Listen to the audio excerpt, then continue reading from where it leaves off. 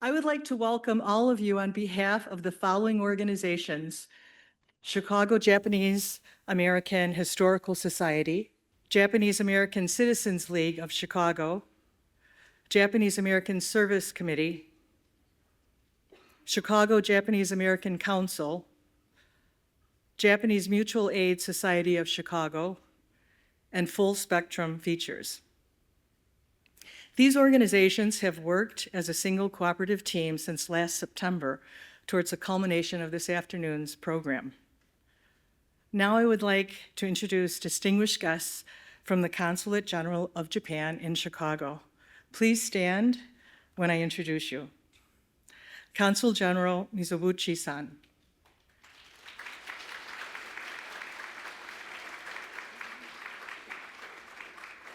Consul Nipashi-san.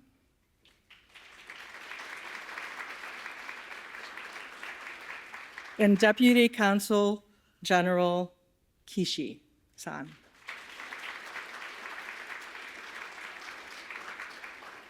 I would like to take this opportunity to extend our deepest gratitude to the Chicago History Museum for so graciously hosting the Day of Remembrance today and many years of past programs. And a special thank you to Gregory Storm, who time and again, without hesitation, has successfully arranged logistical requests with such enthusiasm and perfection. I would like to introduce Mr. Gregory Storm.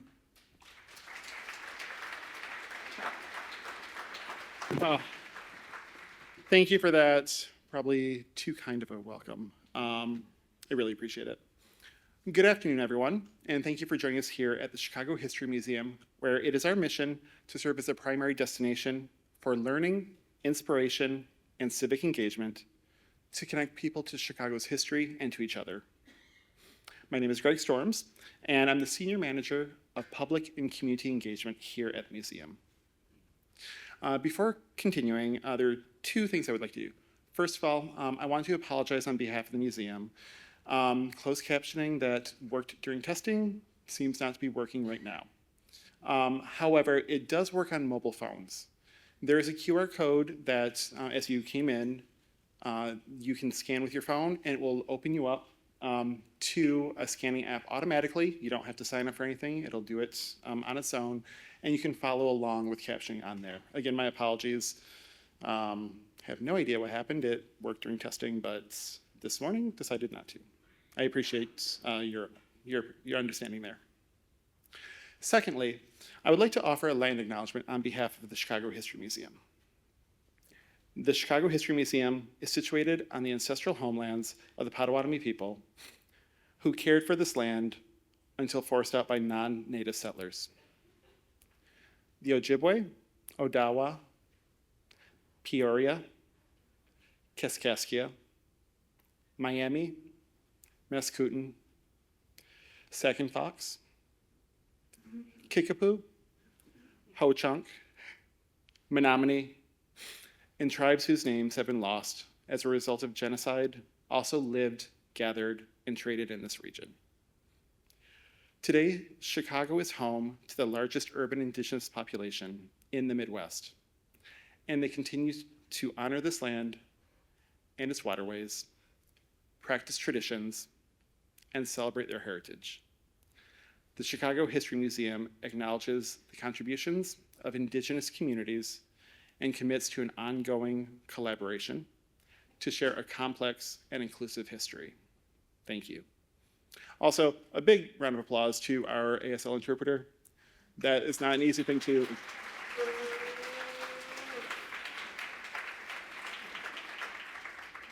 Now, I have been graced, and I mean that sincerely, with the fortune of working with the host organizations of Day of Remembrance since I started here 4 years ago. As I said, I genuinely mean it when I say that this is one of my favorite programs to work on every year for several different reasons. Among them, every single person that I've worked with on this program over the years has been exceptional.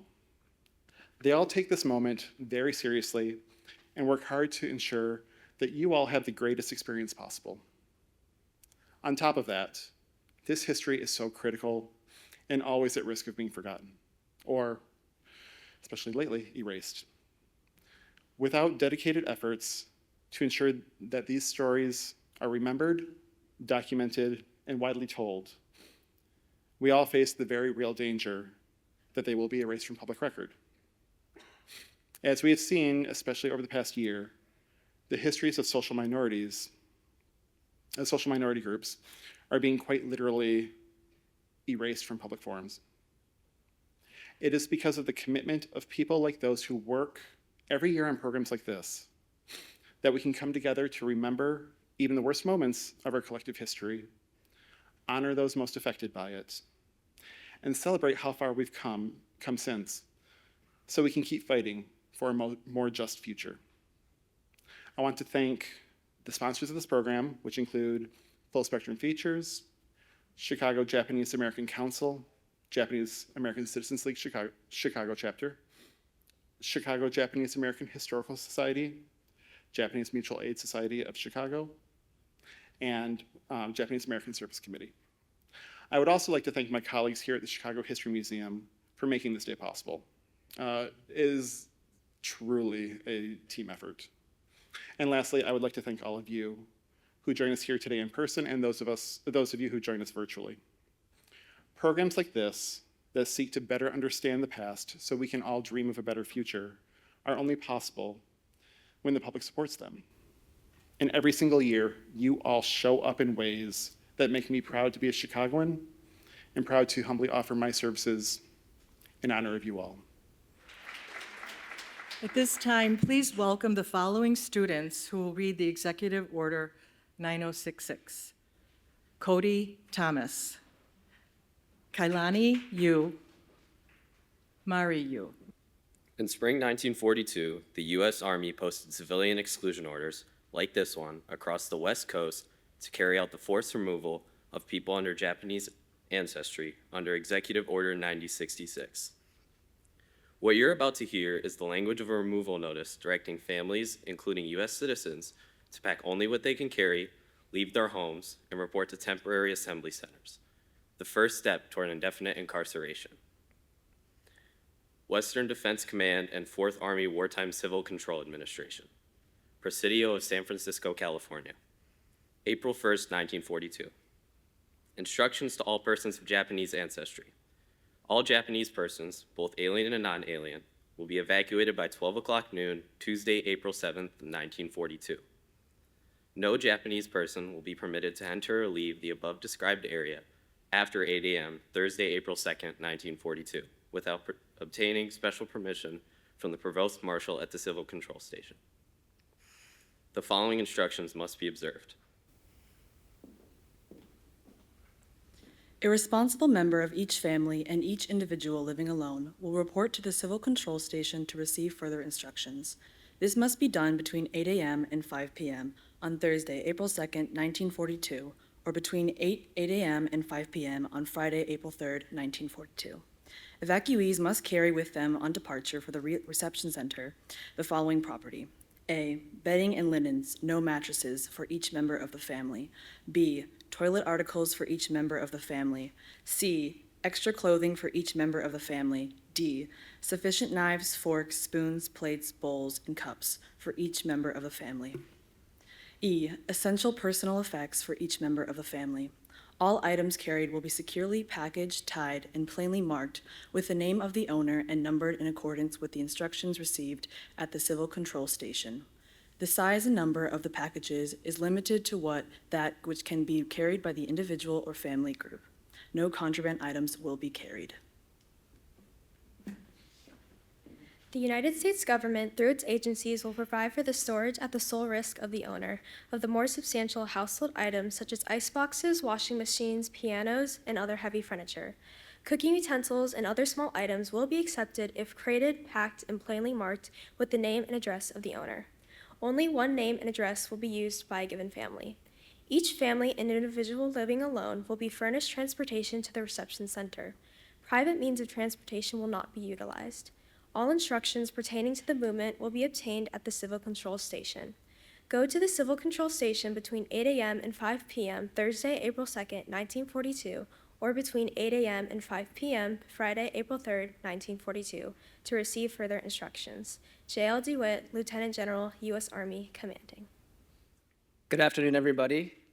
Welcome and thank you for spending your Sunday afternoon with us on this very important day. Whether you're here in the building, whether you're watching upstairs, whether you're watching online, we definitely feel your presence, and we're quite grateful that you chose to spend your time with us today. My name is Jason Matsumoto. I am the co-founder and co-executive director of Full Spectrum Features, which is the company that's behind the film today and the larger educational project. And I just want to thank the DOR committee for inviting us to screen this film with you today and to help to plan this program. It's truly an honor. And I'm going to spend a few minutes before we watch this film contextualizing this project in a series of projects that Full Spectrum has created, and also give you a little bit of background on how we go about developing this film and this educational project. So today's film is called Enough, and it is the third in a trilogy of films about the Japanese American incarceration. Each of these films are short films, 15 to 20 minutes long, and each of them focus on maybe what we consider a hidden moment or a hidden part of Japanese American incarceration history. So the first film, The Orange Story, you all might know Joe Takahara. He's sitting right here. He was the star of that film.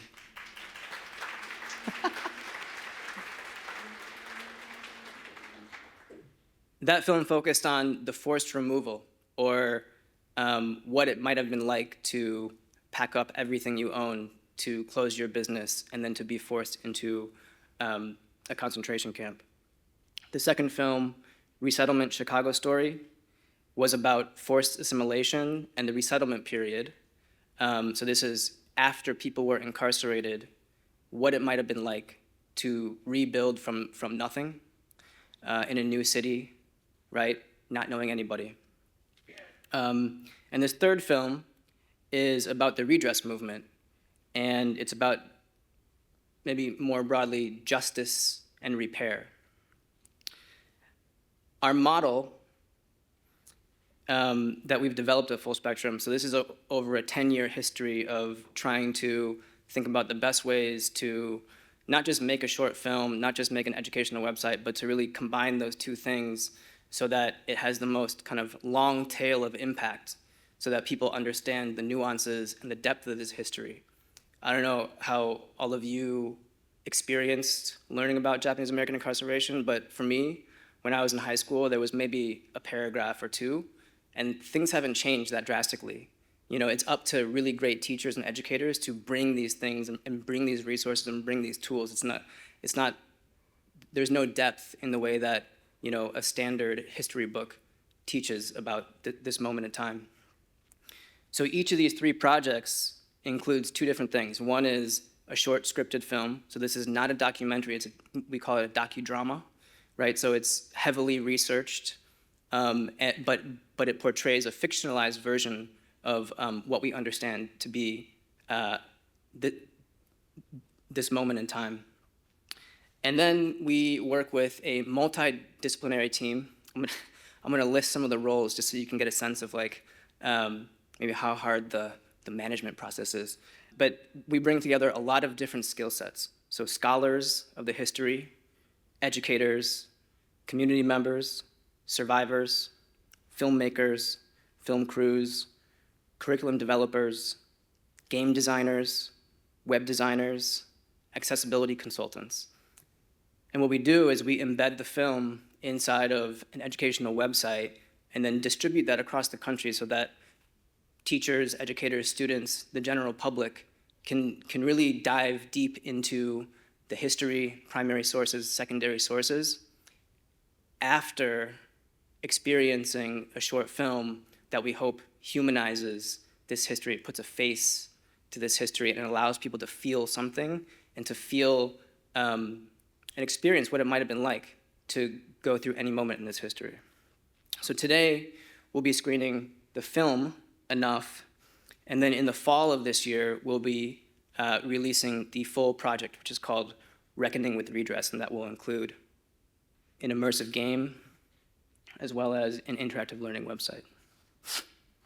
So I'm not gonna try to distill redress history for you before you watch this film.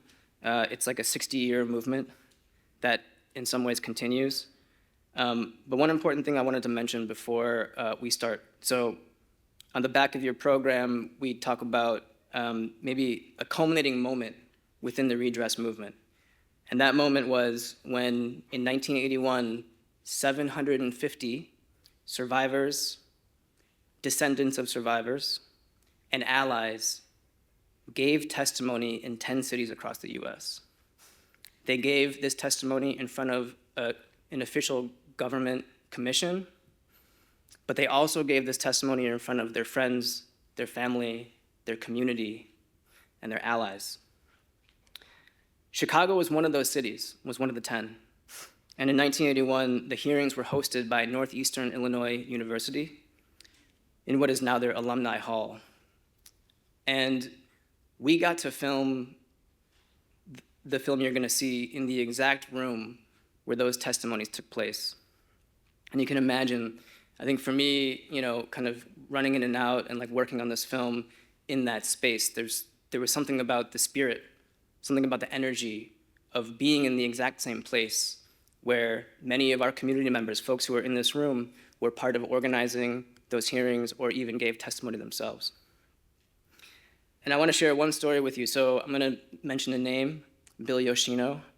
Many folks from the Japanese American community and more broadly know him. He was a longtime director of the Japanese American Citizens League in Chicago. And he was also very involved in the redress movement, as well as helping to organize the hearings at Northeastern Illinois University. He could not be part of the reenactment that we did for the film, and I also think he's traveling today, so he couldn't be here today, but he did agree to do an interview with us for a documentary that we are producing alongside this project.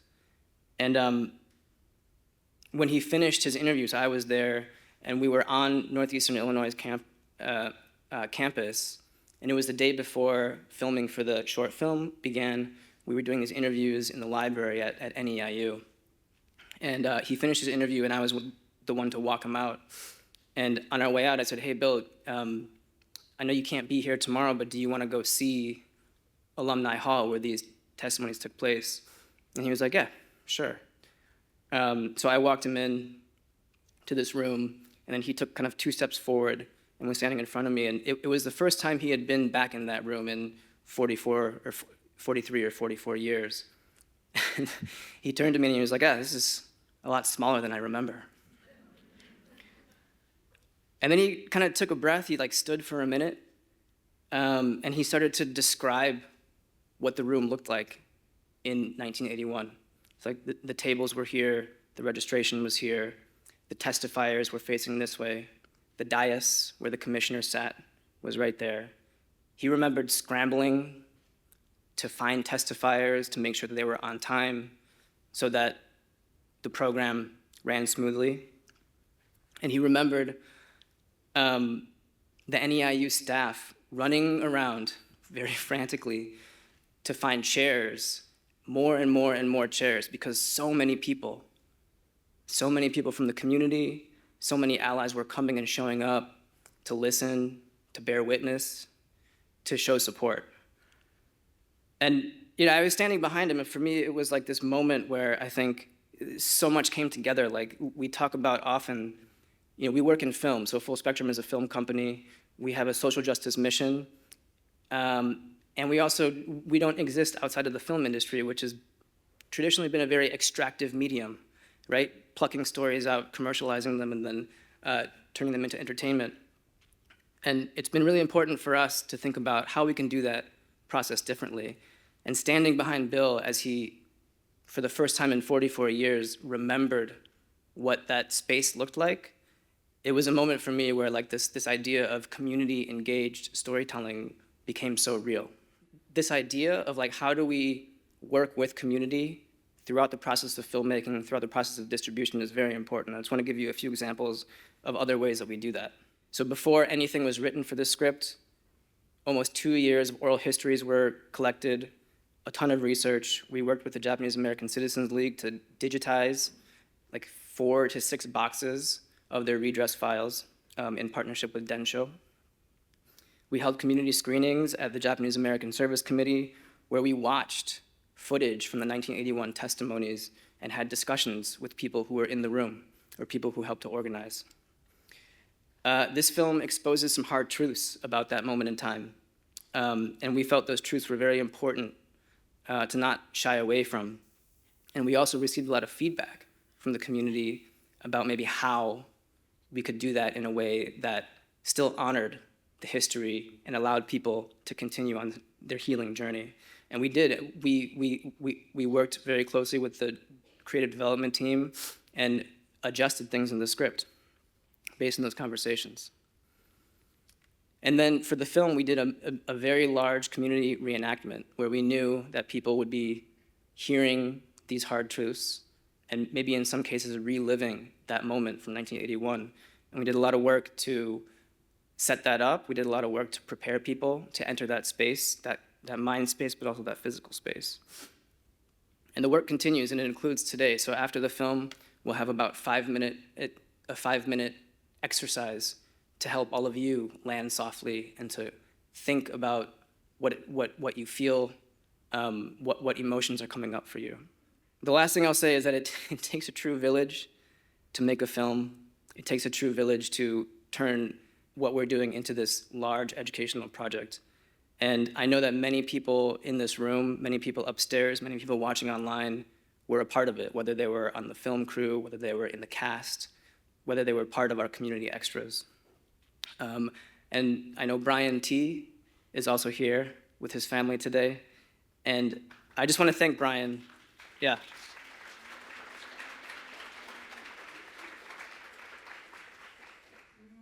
He's the film's director, the lead actor, the co-writer, and one of our producers. And he's personally given so much time to this project, and by extension, so has his family. So thank you. This is going to be the first time that we watch this film with a real audience. And I can't think of a better way or a better day or a better place to do that than the Chicago Day of Remembrance. So without further ado, I'm proud to present Enough.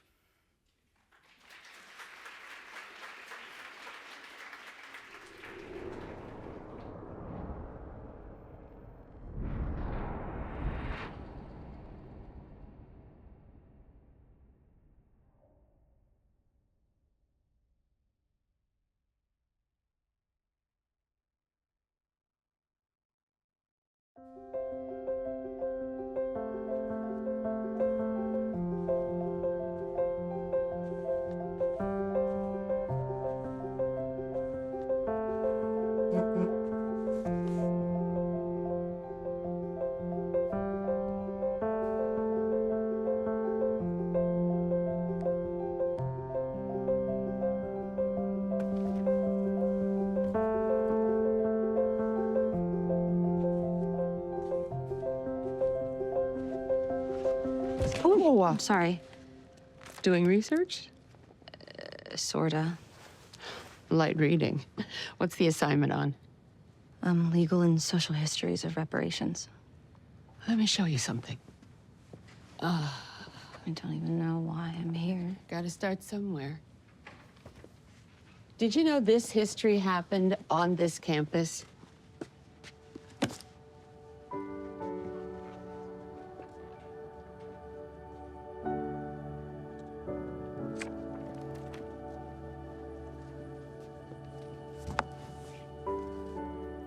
I can go through this by myself. Oh, of course. I'm here if you need me. I'm sorry, it's not you, it's just I'm feeling Overwhelmed? frustrated. Like it's never enough? What if I show you this?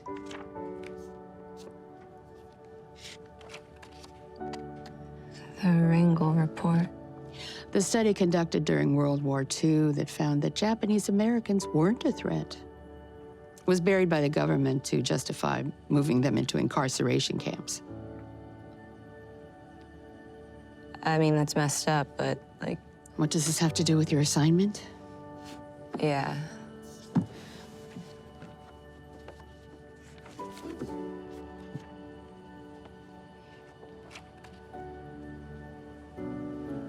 We strongly urge you to challenge the Congress to have the moral courage to correct this blot in our American history and to move with urgency and resolution to obtain proper, substantive redress and reparations now.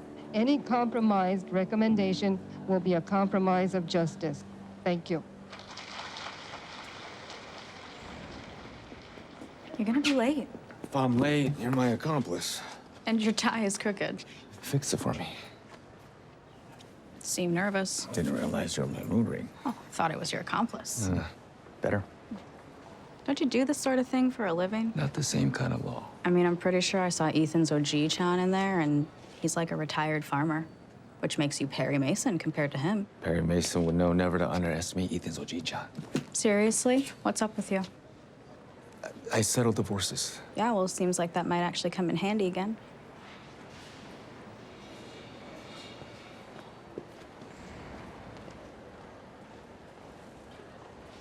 That's not enough.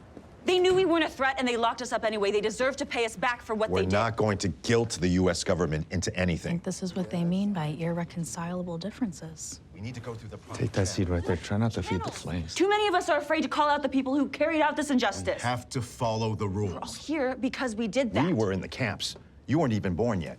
Maybe you need to sit down. Maybe you need to stand up. Okay. All right. Say something. Why don't we all reserve this passion for the hearings? We are here all together working for reparations for the wrongful incarceration of over 100,000 of our friends and family. So the young Miss Ito is right. Shikata Ganai can do us no good because, make no mistake, this is a fight. But we also have to be mindful of who we're appealing to. And we all have to ask ourselves, how can we convince those who cannot comprehend the loss and the suffering that our country, this nation, this shining city on a hill, should admit failure and pay reparations with our stories? Wouldn't you agree, Mr. Takakura? Dad. Most of the country refuses to believe what happened in its own backyard. 700 witnesses have already testified in hearings across the United States. First-hand accounts carry weight. They could also appear like an aggrieved minority looking for a handout 40 years later. So we're supposed to just shut up and take what they give us then? By leaning into jurisprudence, we make a clear case why there's a legal obligation for reparations. There is also a moral obligation. Laws aren't governed by morality. He's right. Nobody cheats the system. They navigate it. Legislation is the way to go. I was hoping with your testimony, Mr. Takakura, that you would share your personal experiences.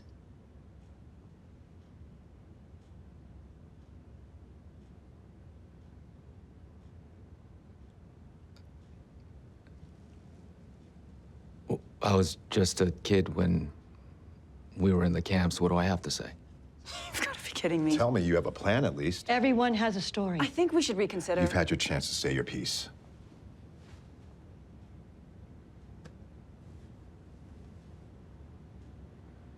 What is your story? Same as everyone else. She has a point. Look, the others are sharing their experience so I can share my expertise. Oh, I thought you only settled divorces. Of course, this is how you are. What's that supposed to mean? You always do this. I'm pretty sure this is the first time I've had to testify for the Japanese American community. And you're holding back. How would you know? That's my point. I don't know. Because you're too busy keeping it inside, like it's in some kind of prison. They're relying on you. They don't even know what to do themselves. Oh, like you and Mom? Hey, don't go there. I'm just... Look, I have a plan. Stick to jurisprudence. Well, I... Hey!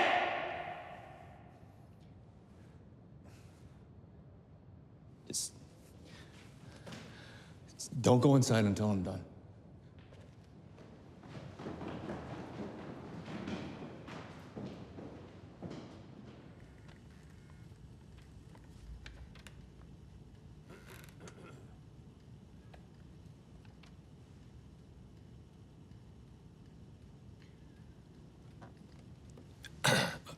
I want to thank the committee for organizing these hearings on the matter of redress for Japanese Americans, the foundation for which rests on legal precedent. The Indian Claims Commission recognized government breaches of legal agreements for the last 35 years. They have acknowledged long-standing injustices, such as Tlingit and Haida versus the United States, where tribes were awarded $7.5 million in compensation for land taken by the United States government without consent. My testimony today will seek to establish that the United States government, by way of established precedent, and consistent with constitutional provisions under the First and 14th Amendments, bears a legal obligation bears a legal obligation to enact new legislative measures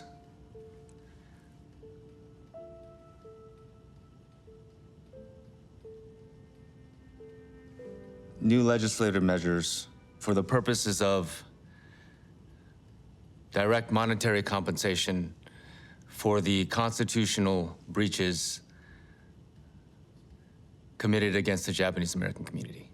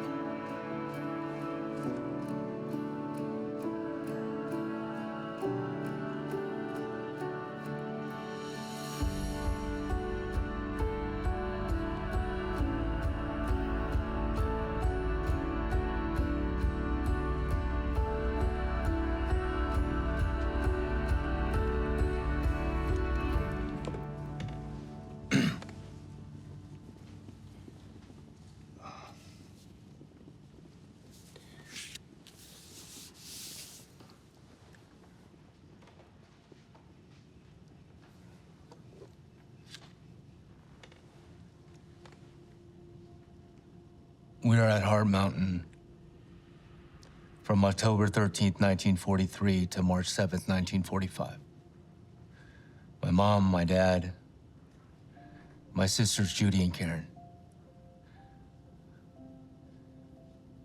I'm sure you have a clear enough picture.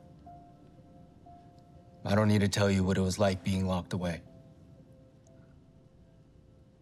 But through it all, no matter how hard it got, my father told us the same thing.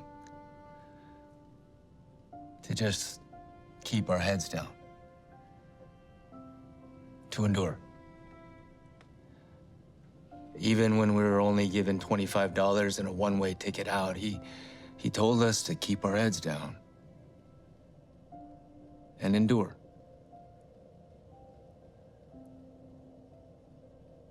My father never drank before the camps. Maybe it was his way of keeping his head down. Is trying to endure. Even when he...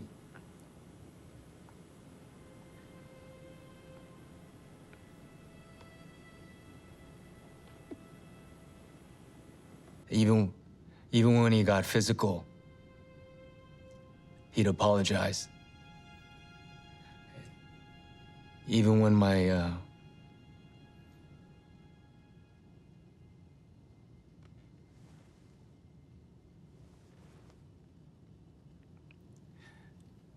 my mom struggled to hide the bruises with makeup, He promised us things would get better. Just keep your head down.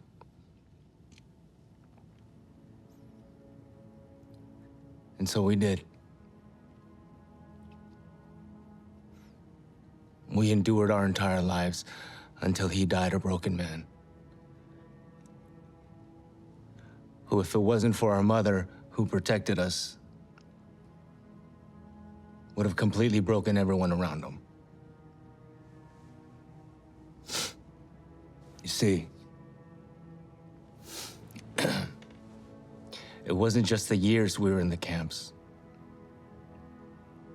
Those years stayed with us our entire lives. Because we may have left our prison, but we were never really free.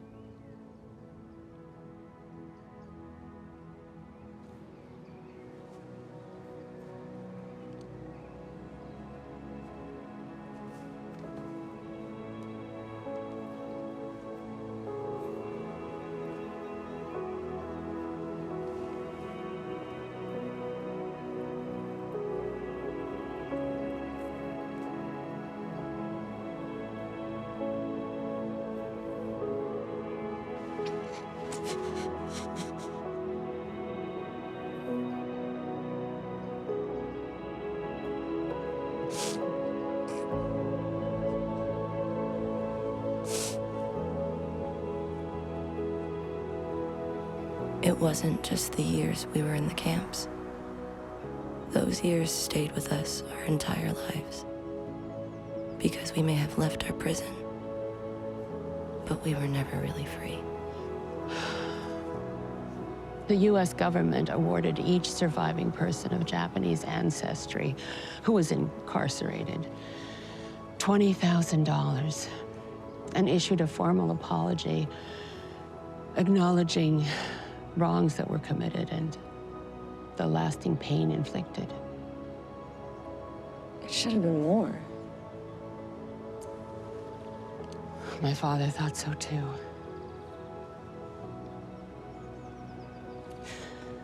But seeing him testify that day,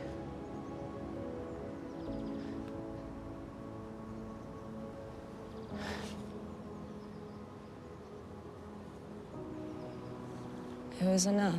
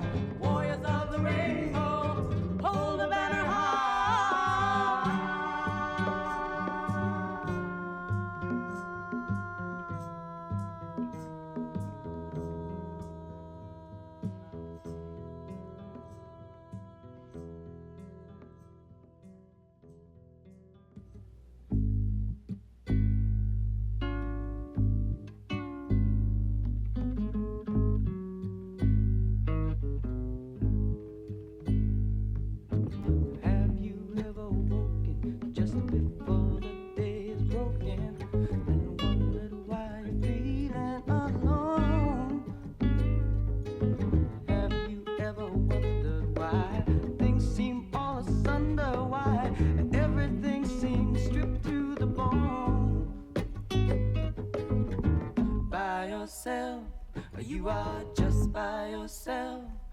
Together we can all take a stand. By yourself, or you are just by yourself. Just look at my children walking hand in hand. Walking hand in hand.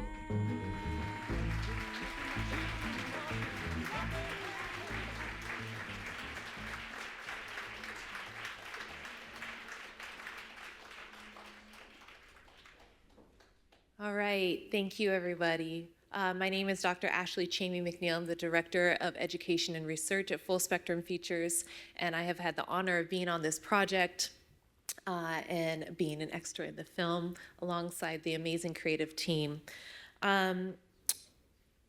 We heard a lot of emotional reactions, right, during this first time that we've brought this film to a live audience. It was very exciting. I heard some laughter, and I also heard some deep breaths, right? Maybe some sniffles, right? This is an emotional thing that it brings up for a lot of us. And so I invite you to take a minute to sit with what you're feeling right now, right? Not try to squash it down, not try to tuck it away, but just to recognize what's coming up for you. In your program, you should be able to see like a scratch sheet of paper, a blank white note card or half sheet. And we put that in there intentionally, right? That's supposed to be a place for you to write down some of the things that may be coming up for you, some of your thoughts, your feelings, the connections that you're making, and certainly some of the questions and the curiosities that might be rising up for you, right? About the film, about our community, about your own experience, okay? So as we kind of transition into the closing block of this program today, I invite you to take out that reflection card and either take out a pen or borrow a pen from a neighbor. And if you want, write down some of the things that are coming up for you, some questions that you have, okay? While you do so, know that there will be a couple opportunities for you to share your reflections. The first is that my teammate Belkis and some of our wonderful volunteers in a couple minutes will be coming down the aisles, and anybody who wants to share their reflection card, particularly if you have a question for the panelists or myself, you can go ahead and pass your card to the end of the aisle and we will collect them, okay? We'll do some ordering of them and then Belkis will hand them to me as I'm in conversation with our esteemed panelists, all right? The second option for sharing your reflection card is upstairs in the reception in the Chicago room. We have what we call a reflection frame where you can pin your reflection card to kind of make this collage or montage of this community's experience, right? Of considering the redress movement as it was brought forward to you through our film Enough, okay? So the next 2 minutes are yours to sit with what's coming up for you and to write down any questions that you may have for our panelists. It is such my pleasure and honor to bring this fine group of folks together who are connected to the project, who have been advising us, who have been sharing stories with us, and who have been doing such important work with the Japanese American community and our allied communities here in Chicago. So by order of last name, I'd like to introduce Dr. Britt Dantley, who is a licensed marriage and family therapist. Maybe I need a massage. A certified clinical trauma professional, educator, and trauma researcher whose work is deeply rooted in the study and treatment of intergenerational trauma. Her clinical niche centers on trauma-informed, relational, and culturally responsive interventions that honor the ways trauma is transmitted across family systems, communities, and generations, while also emphasizing resilience, healing, and post-traumatic growth. Britt, it's so wonderful to have you here, and thank you for all of the advising and the support that you've given this project to date. Rebecca Ozaki is also to my right. Rebecca is a second-generation Filipina and fourth-generation Japanese American, born and raised here in Chicago. She carries her ancestors' stories of incarceration, immigration, and hope for intergenerational healing as she works to build an equitable world that future generations deserve. Rebecca serves as a program director at the Japanese American Citizens League in Chicago and has a background in social work and community organizing. Scott Sakiyama is to Becky's right, who is a lawyer and lives in Oak Park. During World War II, Scott's family was incarcerated at Gila River, and in mid-2025 last year, Scott left his position as a partner at a large law firm to focus on organizing efforts to resist the abuse of federal power, particularly with respect to immigration. Scott's organizing includes protests at the ICE facility in Broadview, Illinois, and Scott was detained twice himself just last October for recording and observing federal immigration enforcement activity. Mary Samson, right here to my right, is Sansei, and the treasurer of the Japanese Mutual Aid Society of Chicago. She is a member of the Intergenerational Conversations Planning Committee and is a group facilitator for them. In the 1980s, Mary worked with the National Council for Japanese American Redress and the Chicago Ad Hoc Redress Committee. In April 1987, she was present in Washington, D.C. at the Supreme Court to hear the NCJAR present their class action lawsuit. And Brian T., at the end of our panel line here, is the director, producer, and lead actor in Enough. You all recognize him from our film. He is known for his role as Dr. Ethan Choi in Chicago Med and stars opposite Nicole Kidman in Amazon Prime's Expats, directed by Lulu Wang, among many other remarkable shows and features. Brian's ancestry is Korean and Japanese. His father was born in the Santa Anita Assembly Center, as they're euphemistically called, and his family was incarcerated at Amachi during World War II. So please welcome our panelists. Wonderful. So our goal today in our conversation, and it's going to be too short, we already know that, right? Because there's a lot of stuff, clearly, that's coming up for folks. But our goal today is really to be thinking about some of the themes that the film addressed and kind of surfaced for folks, in particular around what this means for our community, to be revisiting the idea of the redress movement, right? And what it means for us today. What are our responsibilities? What are some of the things that we are committed to when we think about social justice between our communities and other communities, right? And what have our ancestors through the redress movement kind of put in front of us and put as our charge in how we show up today, okay? So to that end, I have a question that I'd like to pose to the full group. But Britt, I'm wondering if you maybe could start us off and kick off this conversation amongst us. And you know, the film at the beginning said that it was in part about breaking silence. And we all know that breaking silence or breaking anything can actually be a very hard and sometimes painful thing to do, right? And so I'm wondering, and again, this is for the full panel, what practices of storytelling, accountability, or care have you seen actually interrupt repeating patterns of harm in families or communities? Absolutely. Can everyone hear me okay? Perfectly. You know, Ashley, this is a wonderful question to really create the space where collectively, as families and communities, we can sit together and listen to narratives. That's where it starts, because your narrative is rooted in your experience. And that is important for us to really take our time to hold not only our reality, but the reality of others too. So it starts there. Thank you, Britt. Thank you, Dr. Dantley. Other panelists, this idea of breaking silence or breaking things, right? And sometimes how that's painful, but how we can still bring care and accountability, right? Into our own lives and our families. I feel like everyone's looking at me, and so I will speak to that, a really important question. In thinking about breaking patterns, there's 3 things that come to mind for me.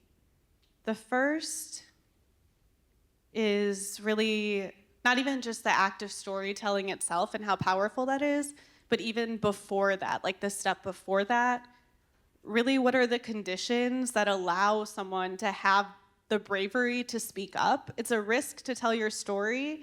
We're not all told we should tell our story, and so that's the first piece I've been thinking about a lot.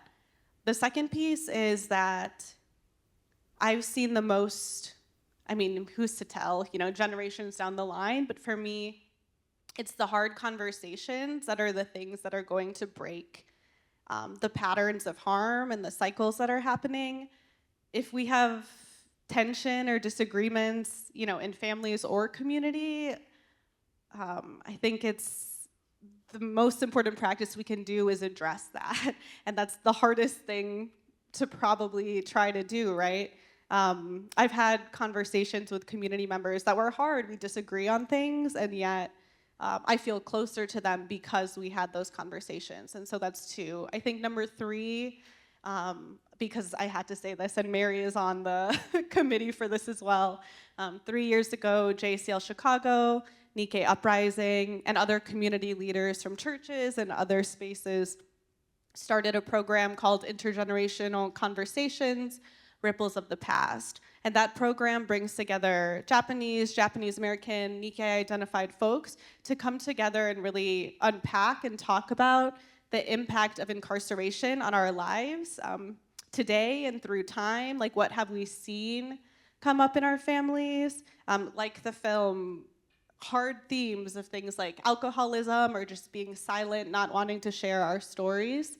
And so in that space, I've really been able, again, hard to claim we're breaking patterns here, but I've really seen care and accountability and love in the community of folks coming to that space because it's a space that's been created for people to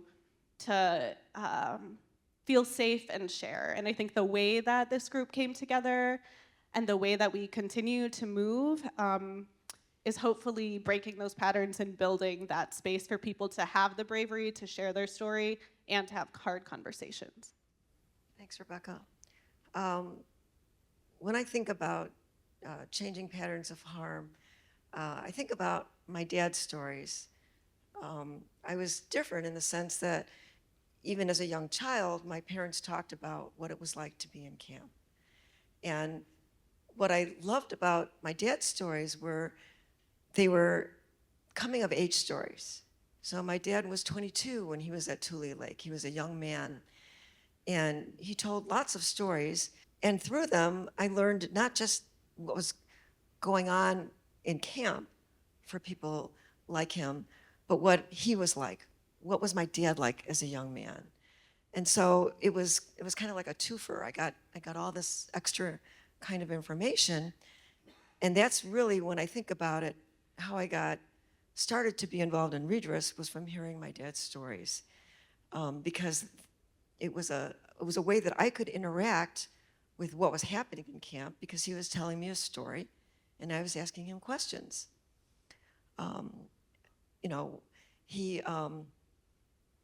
He got a job working, picking sugar beets while he was in camp. And what they did was they took the young man out into the middle of nowhere and left them in a railroad car that was surrounded by armed guards. And then the local farmers would come and pick up trucks, pick up the young man, take them out to the fields for the day, and then return them in the afternoon after the day's work was done. And then they would sleep overnight in these railroad cars that were surrounded by men with rifles. Well, one day my dad and his friends bribed the farmer, and after that day's work, they bribed him into going into the town of Missoula, Montana, to see a movie. And they paid for the farmer's ticket, and my dad, he and his friends snuck into the movie. So they all saw the movie, and then the farmer drove them back to the railroad car. So now it's dark, it's evening, it's night, and there's these young men knocking on the doors of the railroad car, asking the guards to let them in. So I was astonished when I heard this story, and I said, well, why didn't you escape? And he said, well, where was I gonna go? I have a Japanese face. And so through his stories, I just learned a lot about kind of what he was thinking and maybe what I would be thinking if I was him. And through many of these stories, I think that's where the seed of something is not right here was starting to plant into my young head. And when the commission came around, that kind of was a catalyst to help me become involved in redress. Thank you, Mary. Brian, this is making me think of, this, we've talked a lot about the multi-generationality, right? And like how stories travel beyond us, right? And as one of like the principal, the lion's share of the creative side and the producing, the directing, and the writing of this film, when you were deep in that creative process itself for the film, like who were you thinking about? Like who was coming up for you when you were thinking either your ancestors or your daughter? I know like who was that thinking about these multi-generation aspects? Yeah. I think it was everybody, really. Well, everyone that I was connected to, as far as my community and also my father and my grandparents. I think in coming into this project, I had this connection to, I guess, the themes of what the film you just saw was. And in that sense, I think as a personal side note, my father came up a lot. My father was a very quiet man. I think he held everything kind of inside. He kind of endured a lot. And in that context, never really shared like we're sharing now. And I think the reasonings behind sharing it, what it can do to empower others, to learn, to grow, is so incredibly important. And I think a lot of that generation just didn't do it. And I thought about my daughter, who's 10 years old now, and how I am as a father, and learning from my dad's experience into now and trying to pass it on to her, and how I want to share stories. I want to share my life. I want to share the lives of her ancestors. Because quite frankly, I didn't know about my father's history until I was like just started college. It was very briefly, like Jason said, in our history books for a paragraph or two, and I kind of glazed over it and didn't really realize it until I took a course in college. And unfortunately, my dad passed away at 19, so I never got the history of anything that he ever did. So everything was kind of a discovery. And in that sense, I think all of that experience of not being able to communicate with my father about any of this was kind of the seed that was planted in entering this project. We did a lot of like crunchy working through, like we're all very deeply personally connected to this project, right? I'm looking out at our community members here, and I know that so many of you were seeing yourselves, maybe literally reflected in that scene, but certainly connected to it in some way. And Britt, I'm gonna ask you for your expertise and perspective here. When you think about kind of the film and the way that we're seeing the breaking of silence, and Brian, to your point about how that's a tough journey, and kind of that reckoning that happens, right? Britt, when you think about what the film showed in terms of how people were dealing, or maybe not dealing, or experiencing some of those more traumatic effects, what comes up for you? How did you see that happening through their experiences, their bodies? The way that the film narrates this what was ultimately a pretty traumatic experience for the Japanese American community. Absolutely. In watching the film, the message that kept replaying for me every time that I would look at it again started with the main character identifying how his father informed him, and the message that he told him from the very beginning, to put your head down and to just get through it. And that really stuck with me because as a researcher and a practitioner, I really work through the modality of the biopsychosocial model, which informs us that there are 3 different pathways that trauma goes from generation to generation. 1, starting with the biological component, 2, going to the psychological, and then 3, the social. And focusing on the message of just keep your head down and continue to go through life, how does that show up internally? It forces us to disconnect and to shut off our emotions. And that's what I continue to see throughout the film with the main character in the moments where trauma would come up or he was pushed to acknowledge traumatic events, he would disconnect emotionally and shut down. Brian, you did a wonderful job with really portraying the behavioral aspect that comes through generational trauma when everyone is being told, like, you can't feel your emotion. And to see the character really gasp at moments where he would take time and pause, you can see the interplay that he was experiencing in those moments and forcing himself to push down emotion so that he can show up and operate, especially when he was giving his account. And it was very evident that there was so much emotion coming up for him. And to continue going forward, he shut off the emotion to give a more legal response. And then once he's seen the support of not only his daughter, but of his community and people that were there to love him, he then was able to step into that realm of emotion and really give his full account, because in that moment, I recognized that he too finally felt safe. Yeah, this idea about safety, right? What does safety make possible, even if it's painful, right? What it makes possible is really fascinating. I know that a lot of our communities, especially here in Chicago, are wrestling with this idea of safety right now, right, these days. And Scott, this is not only in my notes, but it's coming up a lot in some of the cards that we've just received from the audience members here in the auditorium. And they're asking really hard and good questions. They're asking, why is our justice system so far out of touch with democratic principles? And why are we allowing racial injustices today that are so similar to wrongs already done? And the reason why I'm looking at you, Scott, is just obviously your incredible experience advocating for communities and defending against ICE, but also even from your attorney hat side and your practice of law. And so I'm wondering if there's any insights that you could offer on that front.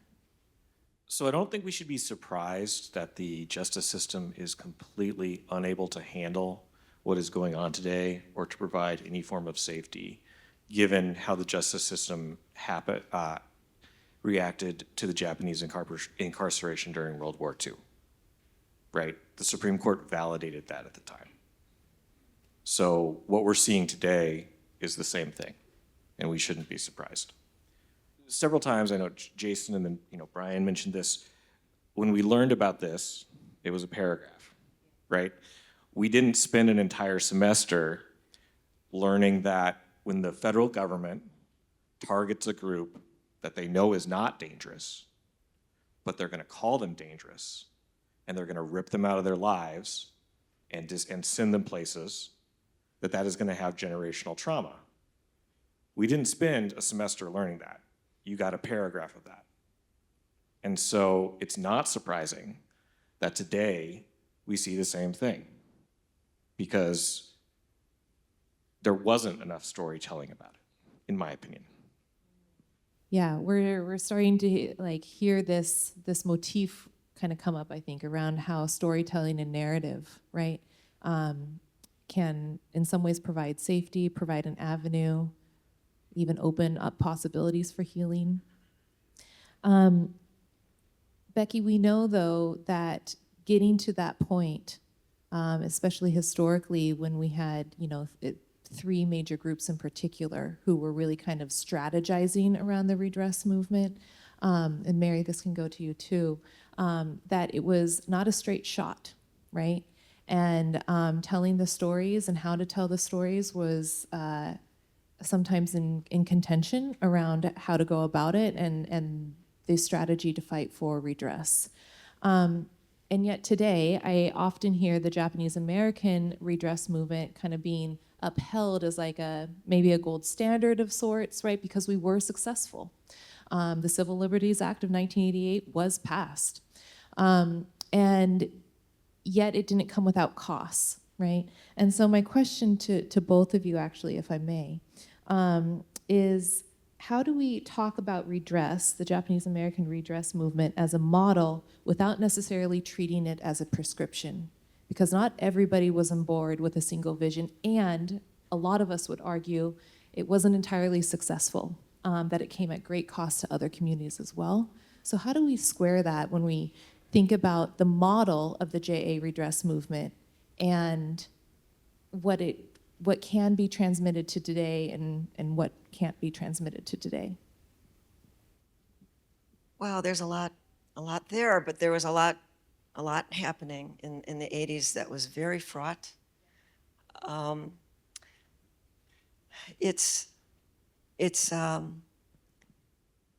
strange for me to look back on it because I never could have imagined that the end result would be what it was, that the Civil Rights Act of 1988 had so much in it that it helped funded the project that we're here today talking about. But at the time that I was working on redress, there was a lot of conflict, a lot of issues. You know, some people wanted us to ask the government for money, some did not, and how to go about, was this a legislative issue, is it a judicial issue? It's very fraught, and it still is today, and part of that, I think, is the structure of our government, which is, in a way, a good thing, to try to have checks and balances.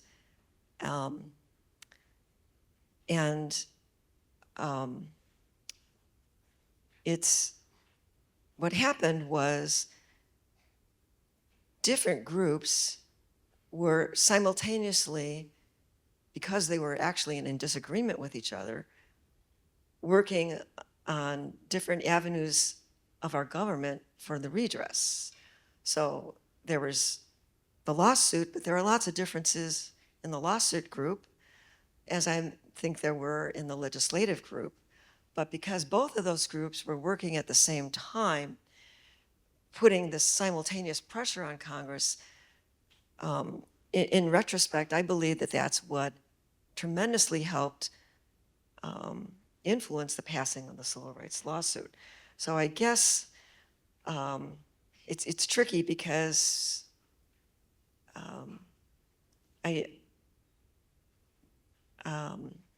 it's good to have different opinions because that's how you move forward and that's how you get the great ideas.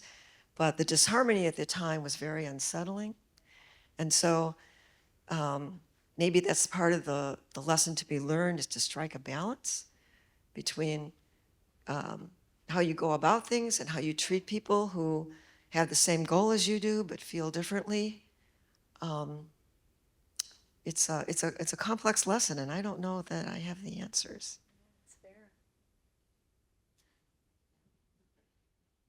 Yeah, there's a lot in that question. I've been trying to parse it out. First of all, the fact that redress could be passed, like the organizing that it took, the bravery of people who told their stories, the years and years of hard conversations that Mary and others went through, I have, all of us have the utmost respect, and it was a monumental feat that has not yet been replicated, right? Or could not yet be. I am a beneficiary of redress. My grandparents were organizers. Mary has showed me pictures in my grandparents' living room, which is now where we live, of when they would meet at my grandparents' house. And my great-grandmother, who worked in a factory after moving to Chicago and relocating, didn't have much, but that's what she saved and gave to me and my siblings. So I know I'm a beneficiary. And I have seen how healing those testimonies I've seen, I did not do it, but must have been for people to be able to finally share their story. So I believe all of that, and know that it wasn't the answer for everyone. I mean, even my grandfather, who testified, demanded that the government give them, I think he said $25,000 and more at the time. He still said it's nothing could undo this, right? Like it's still not enough necessarily. It may have felt like enough for people at the time, because who else could achieve something like that, right? But I also recognize the stories of, like my grandmother's father died in the camps. Is that enough to get an apology when you have lost people in this scenario you were forced into? And so everyone will have a different answer. I think the next part is also that there are a lot of sacrifices that people had to make to win something this big. I think also in thinking about how the policy was written, and that, you know, Japanese Americans or people of Japanese ancestry who were incarcerated from this time to this time were able to receive this apology that needed to happen and this money. And also that meant that people who were incarcerated, like the African American community, the Black community before that, you're not part of this, you know, like you could not receive that. This is not for you. And so I think we just need to hold all of those complexities, and that, you know, maybe there's no right answer. It's a model. I will study it for the rest of my life. And also, how are we showing up now and thinking about how our liberation is tied, and how are we working together? Thank you, Becky. Yeah. I have one more question to close us out, but it's going to come in slightly different ways, so I'm going to break it up. So Britt and Scott, this one's to you, and it's kind of a combination of some of my notes and some repeat questions from our audience here, and that is, how can the redress movement help prevent or end future injustices? Or I think another way to ask that or slice the cake is, how can communities build structures of care and accountability that don't rely only on one person? So however you want to take that, you two. I do believe that it starts with creating openness individually, being able to look into the mirror and identify your own experiences and give that a name, being able to hold your own traumas first and to look at that in the face and to name it for yourself. That's where the healing begins. That's where true freedom begins. And then once you're able to feel confident and competent in your own ability to identify that with yourself, to then go forward to create that space for other people, and to hold that everyone have their own perspective, everyone has their own narrative, everyone has their own experiences in which they have been through in order to get to the moment that they are in front of you today, and to hold that space with them. That's true family, community, and societal healing, in my opinion. So thinking about the moment that we're in now, it seems like it'll be really nice when we get to the point where we can focus on reparations and healing, because it feels like we're in the middle of something else right now. We're getting ready for 3,000 federal agents to come back maybe in a few weeks. But I think a couple things I would say, people need to tell their stories. There's a lot that's happened in Little Village, in Broadview, you know, in other parts of Chicago, in Minneapolis. And what's happened has affected a lot of different groups in different ways.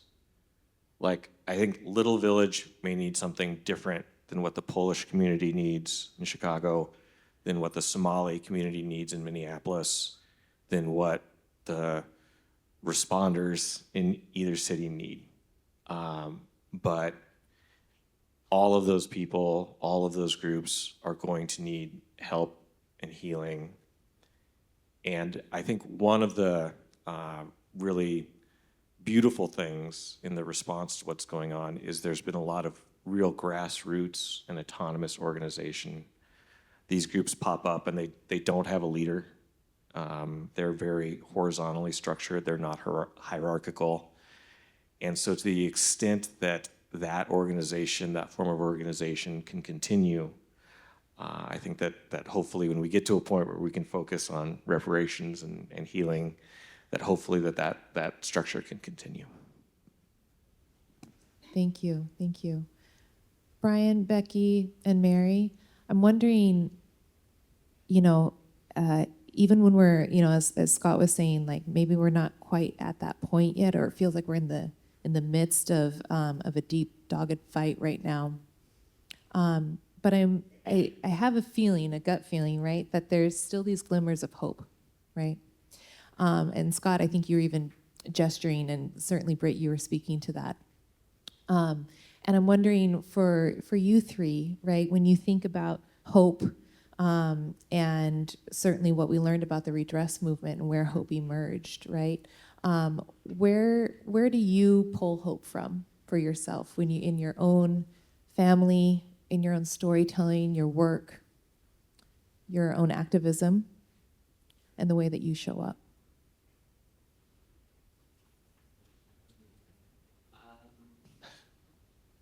It's interesting. I think we all are experiencing a very hard time in our lives, no matter what generation that you are a part of. And sometimes I personally do wake up seeing the things that I'm seeing and feel hopeless.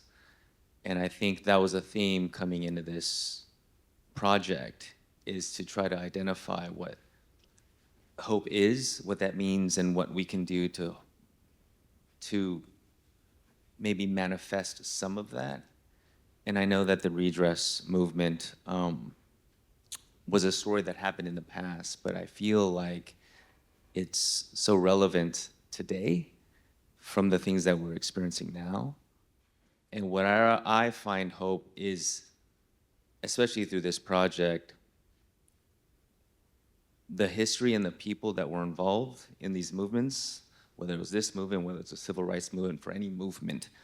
And there's a gathering of community that is so incredibly strong, right? That exists. I always point to the golden rule, right? And I feel like every piece of humanity has that inside of them.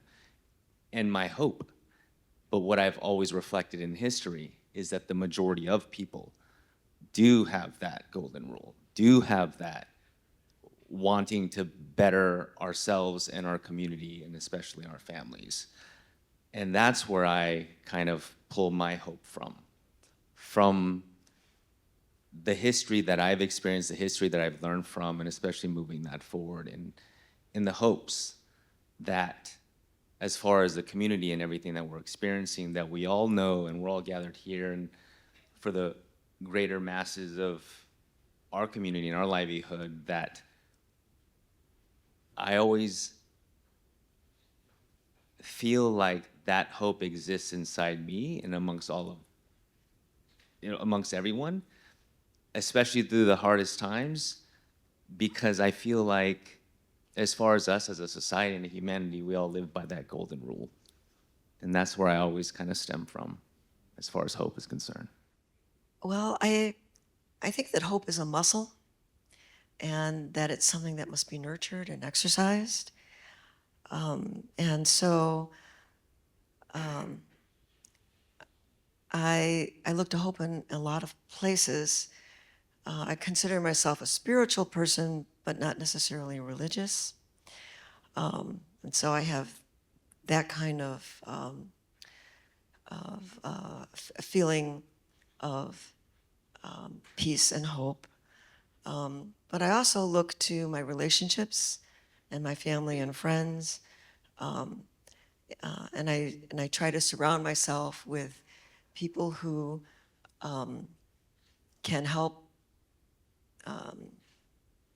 generate and continue to build on all of our ideas to make further progress towards helping all of us live better lives.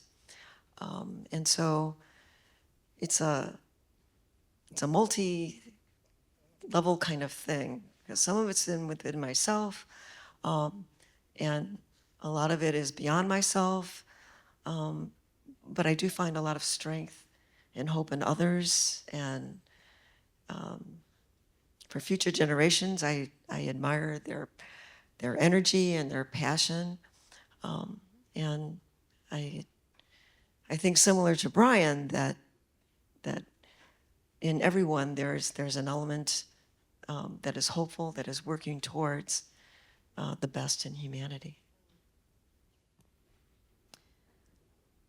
I have really hard days too. I think all of us do. A lot of people that give me hope are in this room.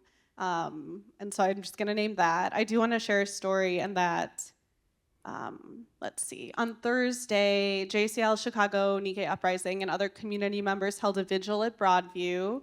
I met Scott on this panel, and Scott was the speaker. I invited him the next day, I think. But that vigil was to honor those that have been murdered by state violence, by ICE, and those that were murdered in the incarceration camps in World War II, because Thursday was the day of remembrance, December 19th.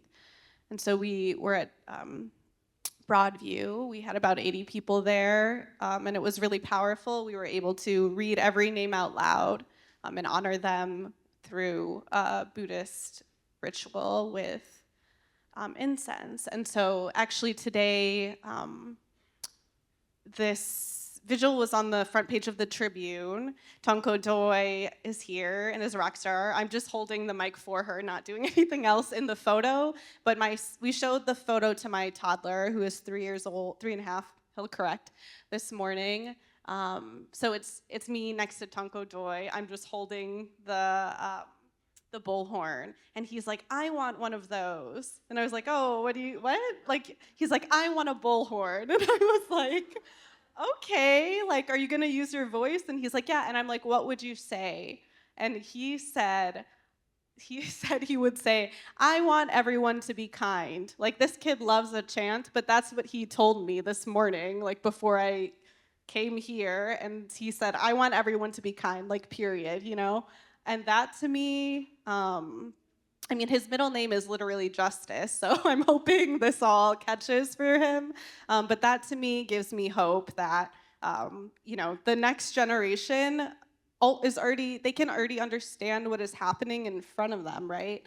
And they are sadly catching on to it. But also, part of my job as a mom, organizer, whatever, is to teach him that, yeah, we want everyone to be kind. Like, we need to stand up for one another, even if it's not happening to us. And so that to me is what gives me hope. Beautiful.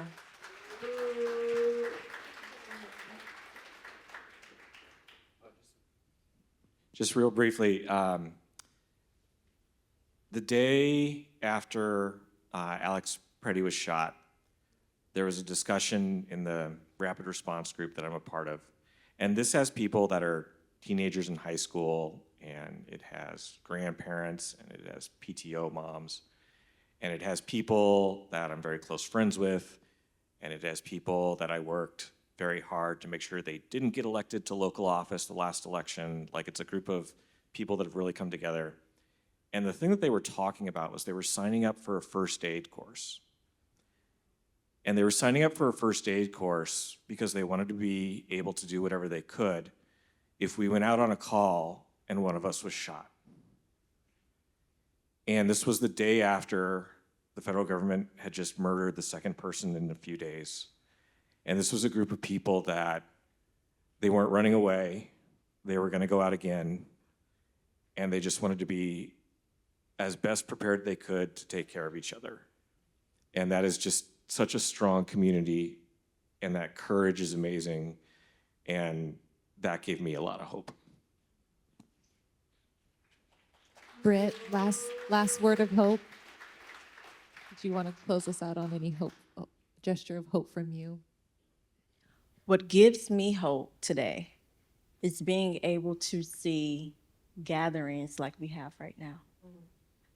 And to see that in different communities, amongst different cultures, standing up, using their voice to show love and to advocate for self and for others.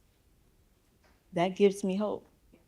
And we have to continue to model that and mirror that for the generations to come, because they are watching.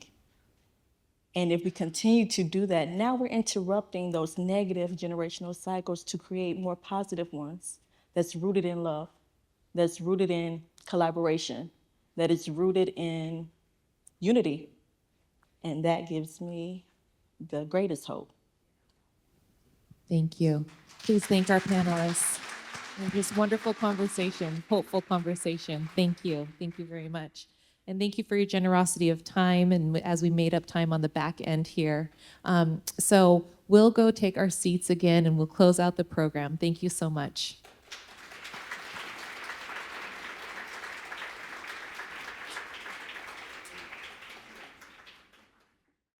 You heard a lot about what it means to tell your story, what it means to find your story, and we actually have an opportunity. There's an artist from Japan who's joining us today, and their name is Yu Miri, and they're going to be here in Chicago for almost a year. Yu is an acclaimed Japanese novelist and playwright, and a 2020 National Book Award winner for her novel Tokyo Ueno Station. And she's actually currently in residence at the University of Chicago as part of a project called Restaging a Japanese American Chicago. So you have a very explicit opportunity to share your story because she's looking to conduct interviews with the Japanese American community for this project, and I want to give her a chance to say a few words. Good afternoon. I'm not fluent in English, so I wrote this my hand this morning.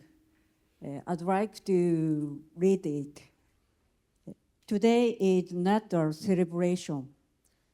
It marks the beginning of exclusion, incarceration, and the breaking of trust for Japanese American families. This gathering has been held every year to remember that history, and I am deeply grateful to have been invited here from Japan to take part in it. My name is Yumiri. I am a novelist and playwright from Japan, and I am currently a visiting researcher at the University of Chicago. Together with Professor Michael K. Borders, we are beginning a theater project based on the oral history of Japanese America in Chicago. I believe theater can give a place to silence. It can bring light to what was taken away and to what could not be spoken. On this day, I do not want to begin by speaking.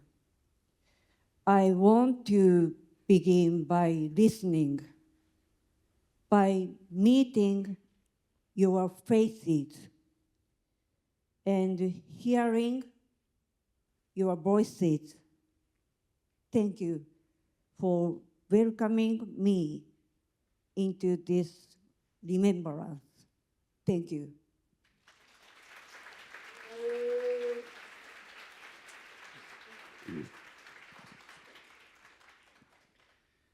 And I just want to close us out by continuing something that Britt just mentioned up here. So on my way in this morning, I heard on NPR that this woman, Joanna Bland, had passed away actually on February 19th. Joanna Bland was a civil rights activist, and as many of you probably know, also Jesse Jackson passed away this week.